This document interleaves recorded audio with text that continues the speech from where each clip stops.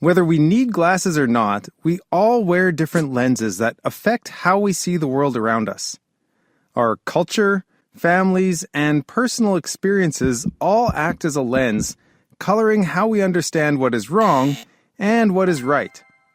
So how can we tell whether our lenses are distorting how we see the world or clarifying how we see the world and what we understand as truth?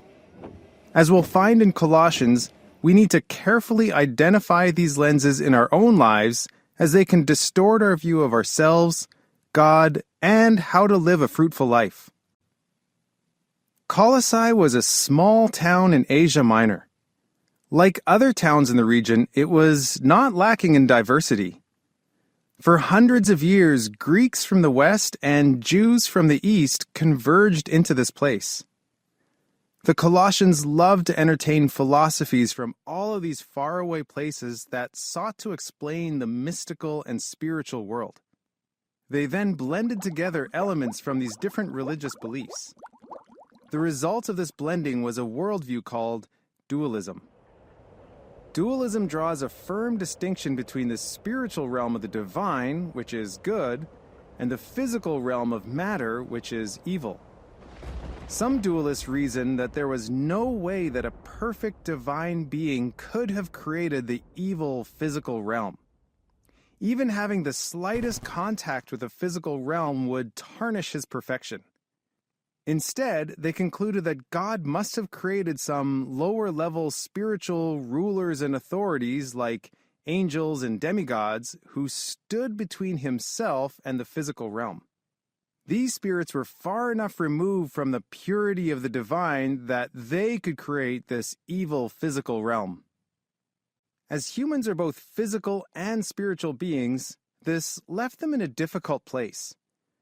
The physical realm acted like shackles, binding the human spirit to its evil. So, how are humans to become free from these shackles and reconcile their spirit with God? Dualists believe that they must weaken their flesh and strengthen their spirit. They would deprive themselves of things they desired like good food, pleasure, and money as a way to punish the physical body and weaken its grip on their soul.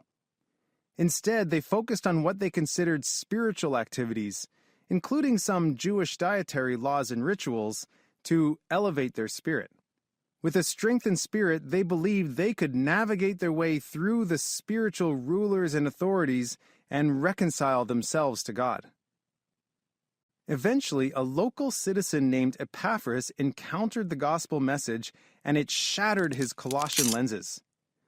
God didn't keep himself separate from this physical realm and hidden from humans. Instead, he came to us in complete fullness and in bodily form. And if that's not surprising enough, he doesn't dwell in some far-off realm, but he now dwells within believers. Full of zeal, Epaphras founded a small church in his hometown. As people joined this new church, many tried to fit Jesus into their preconceived beliefs. Through their lens of dualism, they saw Jesus as just another spiritual power that lay between them and God, whom they must try to impress. They continued to see God as distant and impersonal.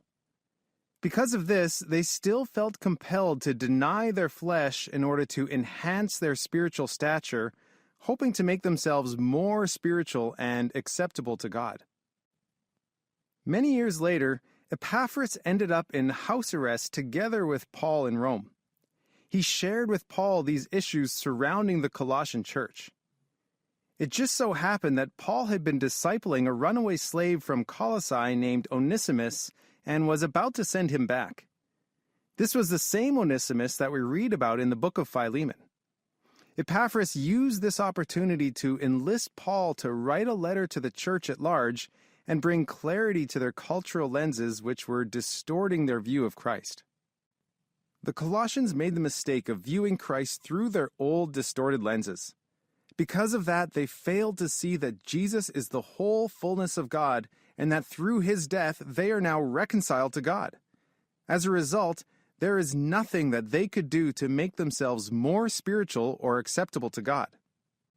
In the same way, we also have to ask ourselves, is our culture distorting how we see Jesus in the Bible? Or is the Bible clarifying how we see our culture and the world around us? As we follow what Paul says in 3 verse 10 and clothe ourselves with God's truth, we'll see both Jesus and ourselves clearly and live the fruitful life of the Colossians effect.